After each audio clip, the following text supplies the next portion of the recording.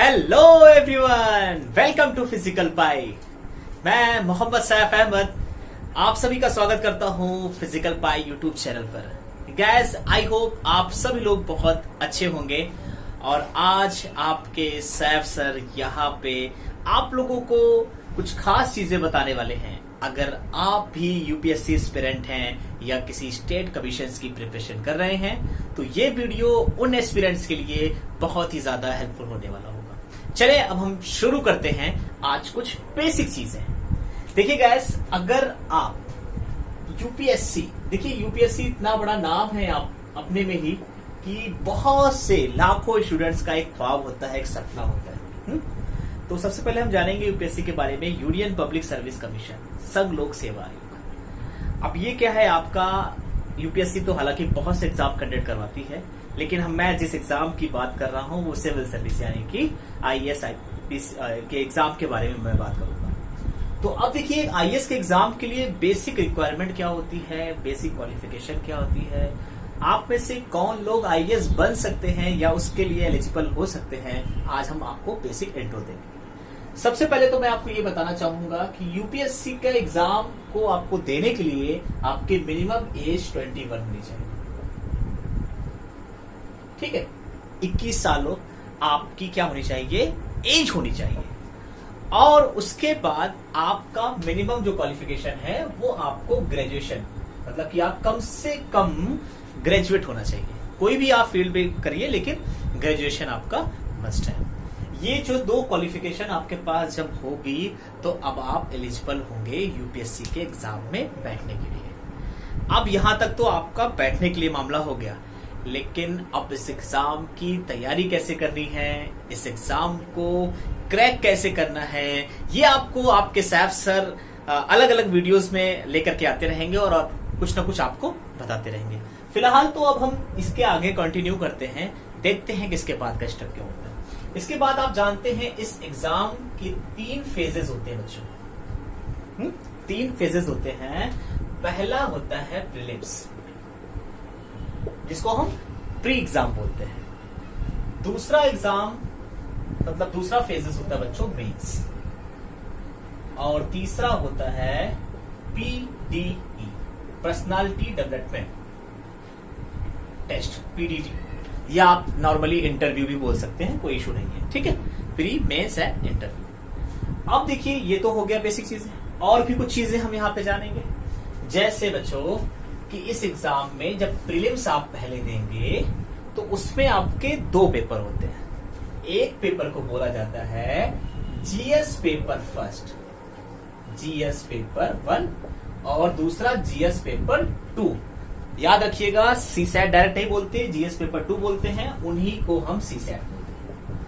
अब आप में से बहुत से बच्चे ये जानना चाहते होंगे कि सर दोनों में क्या होता है और स्पेशली सीसैट क्या होता है। देखिए बच्चों, जो जीएस पेपर फर्स्ट होता है आपका प्रीलिम्स में, ये आपके 200 मार्क्स के होते हैं, और सीसैट भी आपका 200 मार्क्स होता है। ठीक है, 400 मार्क्स के आपके प्रीलिम्स होंगे। ये पेपर जो आपका है इसमें 100 क्वेश्चंस होते हैं, 100 क्वेश्चंस। और बच्चों इसमें सीसैट वाले में 80 क्वेश्चंस होते हैं। इसका मतलब क्या है? इसका मतलब ये हुआ ऑन एवरेज 2 क्वेश्चन, मतलब दो नंबर का एक क्वेश्चन हुआ, और यहाँ पे 2.5, 2.5 नंबर का। ठीक है, ये पेपर आपका जो होता है जीएस पेपर 2, ये आपका क्वालिफाई होता है। आपको सिर्फ इस पेपर को क्वालिफाई करना होगा, यानी कि आपको मिनिमम 33% क्या करना होगा? लाना होगा। ठीक है, उसके बाद जैसे ही ये पेपर आपका 33% आप देखेंगे तो अप्रॉक्स आपका 26.5, अप्रॉक्स 26-27 क्वेश्चन अगर आपका सही है तो आप क्या कर लेंगे? क्वालिफाई कर जाएंगे। बाकी इस पेपर का और अभी रोल नहीं है। जो मेन है वो रोल आपका बच्चों जीएस है। अब देखिए, हालांकि ऐसा नहीं है कि मैंने कहा रोल नहीं है तो इसका मतलब ये थोड़ी ना सीसैट को हम छोड़ के जाएंगे। इग्नोर करके सीसैट को नहीं जाना है, क्योंकि ऐसे बहुत से स्टूडेंट्स को मैंने देखा है कि उनका जीएस सही नंबर रहता है, सीसैट क्वालिफाई नहीं कर पाते, जिसकी वजह से उनकी कॉपी चेक नहीं हो पाती, वो बाहर हो जाते हैं पहले राउंड में। तो हमें यूपीएससी में किसी भी फेज के किसी भी सब्जेक्ट को, किसी भी टॉपिक को इग्नोर करके नहीं चलना है। ठीक है, चले अब जीएस में बच्चों क्या आता है उससे पहले मैं थोड़ा सा रफ करूंगा। यहां तक मैं रफ कर दे रहा हूं, अगर आप लोगों को छूट गया होगा तो एक बार से फिर से वीडियो आप पीछे करके देख लीजिएगा।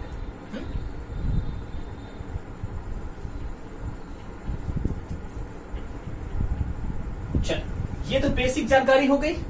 अब मैं बता रहा था जो आपका जीएस पेपर 1 है, जनरल स्टडीज जिसको हम बोलते हैं पेपर 1, इस पे बच्चों अब आपका क्या क्या सेगमेंट है, कहां कहां से क्वेश्चन आपसे बनते हैं ये देखेंगे। पहला आपका बच्चों बनता है हिस्ट्री से, इतिहास। अब इन्हीं हिस्ट्री में कई और पार्ट होते हैं, जैसे आपका एंशिएंट, आर्ट एंड कल्चर, समझ रहे हैं, आर्ट एंड कल्चर। उसके बाद मिडिवल एंड मॉडर्न।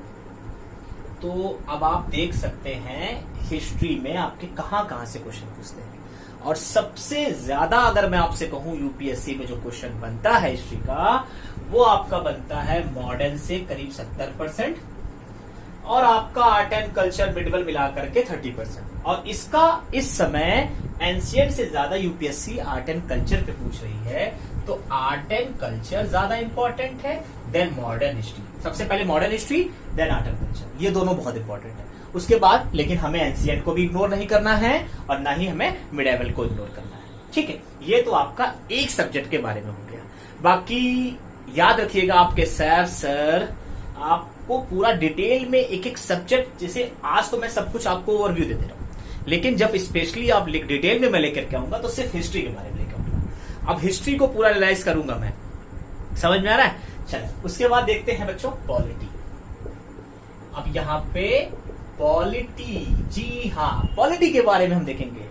पॉलिटी आपका स्कोरिंग सब्जेक्ट है, हिस्ट्री भी स्कोरिंग है लेकिन पॉलिटी और भी ज्यादा स्कोरिंग है। आराम से आपको सर पॉलिटी पढ़ाएंगे और आप देखेंगे कि कैसे आपको, अगर मैं बच्चों का क्वेश्चन वाइज बताता चलूं ना, तो अप्रॉक्स 15 से 20 क्वेश्चन आपको हिस्ट्री से मिल जाएंगे, 18-20 क्वेश्चन आपको पॉलिटी से मिल जाएंगे। मतलब किसी भी सब्जेक्ट को हमें इग्नोर करके प्रीलिम्स में नहीं जाना है, ये याद रखिए। ठीक है, अब आप ये कहेंगे सर 18-20 ही क्यों, कभी कदार 15 आता है, कभी कदार कम। मैं ऑन एवरेज की बात कर रहा हूं, अगर मैं पिछले 5-10 सालों का पेपर एनालिसिस करूं तो आप देखेंगे कम से कम 15-20 क्वेश्चन आपको हिस्ट्री के मिलेंगे, 15-20 क्वेश्चन आपको पॉलिटी के। इसी तरीके से बच्चों हम आगे चलेंगे इकोनॉमी। जी हाँ, इकोनॉमी तो इतना जबरदस्त सब्जेक्ट है, मैं कहूं कम से कम 25 क्वेश्चन आपको यहां से इकोनॉमी से मिलेंगे। 25 क्वेश्चन, मिनिमम 25 क्वेश्चन। लेकिन एक खास बात है बच्चों, ये याद रखिएगा, यूपीएससी इन्हीं सारे टॉपिक से करंट से कोरिलेट करती है। यानी अगर मैं करंट का वेटेज देखूं तो आपका 40% मिनिमम या 60%, 40 to 60% आपका कभी कदा देखा गया है कि करंट से आता है। वो मैं आपको नेक्स्ट वीडियो में समझाऊंगा। ठीक है, अभी अब आप लोग ज्यादा ध्यान उधर मत जाइए कि सर 40% कैसे हो रहा है, अभी वो सब समझाऊंगा, वेट करिए। तो हिस्ट्री, पॉलिटी, इकोनॉमी, इसी तरीके से बच्चों जियोग्राफी है और इकोलॉजी इन्वायरमेंट। और सबसे ज्यादा इस समय यूपीएससी में इकोलॉजी इन्वायरमेंट है, और यहां से भी आपका मिनिमम 12 से 15 क्वेश्चन आता है। अब देखिए इकोलॉजी इन्वायरमेंट का क्रेज क्यों है, क्योंकि आप लोगों को मालूम होना चाहिए यूपीएससी आपके आईएएस के एग्जाम के साथ ही साथ आईएफएस एग्जाम को कंडक्ट करवाती है, आईएफएस एग्जाम भी कंडक्ट करवाती है। इस वजह से इकोलॉजी इन्वायरमेंट बहुत ही ज्यादा इंपॉर्टेंट है। तो 1, 2, 3, 4, 5, ठीक है। फिर हम इसी के साथ देखेंगे बच्चों साइंस का, साइंस एंड टेक्नोलॉजी। अब साइंस में फिजिक्स, केमिस्ट्री, बायो होता है और टेक्नोलॉजी वाला अलग सेगमेंट है। तो इस समय टेक्नोलॉजी से खूब क्वेश्चन पूछे जा रहे हैं, आपको कम से कम 8-10 क्वेश्चन, 12 क्वेश्चन आपको टेक्नोलॉजी वाले सेगमेंट से पूछ जाएंगे। तो अब यूपीएससी में आप देख रहे होंगे जो आपका 100 क्वेश्चन है बच्चों, जो 100 क्वेश्चन है वो आपका कहां से पूछा जाएगा, history, polity, economy, geography, ecology, environment, science and tech, और लास्ट में जो सबसे ज्यादा इंपॉर्टेंट है बच्चों वो करंट अफेयर। मतलब आप सिर्फ इतना सब्जेक्ट पे कमांड कर लीजिए, यकीन मानिए आपका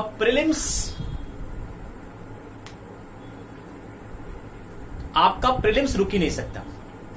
ठीक है, तो अब हम देखेंगे बच्चों, ये तो आपको बेसिक चीजें मैंने बता दिया, एकदम बेसिक चीजें। बाकी डिटेल में जाने के लिए आपको मेरे नेक्स्ट वीडियो का इंतजार करना पड़ेगा। और मैं अब आपको बच्चों, ये तो हो गया सीसैट का वीडियो, मतलब सीसैट के बारे में नेक्स्ट वीडियो। ठीक है, तो अब यहां पे एक और बात कर लेते हैं कि स्कोप क्या है एक्चुअली, यानी 10th 12th फॉलो के लिए क्या स्कोप होगा, और खासकर 12th के बाद क्या स्कोप होने वाला है। अब क्यों पढ़ना चाहिए, मैं अभी कहूंगा कि 12th के स्टूडेंट्स को, खासकर जैसे आप 10th पास कर रहे हैं, 11th 12th में हैं या 12th पास आउट हो चुके हैं, तो उन बच्चों के लिए एक बढ़िया मौका है। बढ़िया मौका क्यों है, क्योंकि देखिए जब आप 12th पास आउट होते हैं तो आपकी एज 17-18, 16-17 या किसी 17-18, मिनिमम मैं 17 लिख रहा हूं 12th में। आमतौर पे आप लोग अगर 12th में हैं 17 साल के होंगे, तो आप ग्रेजुएशन जैसे ही करेंगे, यानी कि 20 में ग्रेजुएशन, और आप ग्रेजुएशन के ही दौरान आप आराम से यूपीएससी की प्रिपरेशन इन 3 सालों में कर सकते हैं। ये, और सबसे खास बात ये होगी उन बच्चों के लिए जो चाहते हैं फर्स्ट अटेम्प्ट में क्रैक करना, ये वही बच्चे कर सकते हैं जो इंटर के बाद सीरियस हो जाए। क्यों? क्योंकि उनकी एज देखिए 21 साल एज होनी चाहिए, लगभग एज कंप्लीट हो रही है, और उनके पास 3 साल उन्होंने तैयारी भी कर ली है, साथ ही साथ फिर अपना मौका देखते हुए और वो क्रैक कर सकते हैं प्रीलिम्स आराम से, उनके पास अच्छा चांसेस है। ठीक है, तो इस वजह से 10th और 12th के जो बच्चे सुन रहे हैं मुझे, वो जरूर ध्यान से सुनिएगा और इसको खूब ज्यादा से ज्यादा मैक्सिमम शेयर कर दीजिएगा। ठीक है, तो आज आपको जीएस पेपर 1 के बारे में बेसिक चीजें बताया, और क्यों आप लोगों को 10th 12th वाले स्टूडेंट्स को अभी से प्रिपरेशन करना चाहिए, ये मैंने आपको बता दिया। ठीक है, और अब आपका सीसैट बचता है, वो कैसे आएगा, उसमें कैसे क्वेश्चन आते हैं, उसको मैं नेक्स्ट वीडियो में बता दूंगा। और अब जाने से पहले मैं आप लोगों को एक चीज और बता दूं कि आपके सैफ सर एक अपना यूट्यूब चैनल लॉन्च कर चुके हैं। जैसे आपको आपके हसनाथ सर ने ये बात पहले बताया था कि हाँ, इसी चैनल से लॉन्च होंगे हैं। तो अब देखिए, मेरा चैनल का नाम है, अगर आप लोगों को और अच्छे से डिटेल में पढ़ना है तो आप मेरे चैनल को भी सब्सक्राइब कर सकते हैं। मेरा चैनल है करंट विद सैफ सर। बच्चों, करंट विद सैफ सर, आप लोग इस चैनल को सब्सक्राइब कर लीजिए। डिस्क्रिप्शन बॉक्स में लिंक दे दिया जाएगा, वहां पे आपको सैफ सर आपको करंट अफेयर्स और जीएस के बाकी चीजें पढ़ाएंगे, और वहां पे भी हसनाथ सर आपको मैथ्स रीजनिंग, क्योंकि सीसैट, अभी देखिए सीसैट के बारे में मैंने बताया नहीं है, वो मैं आपको कल के वीडियो में दे दूंगा। Okay guys, thank you.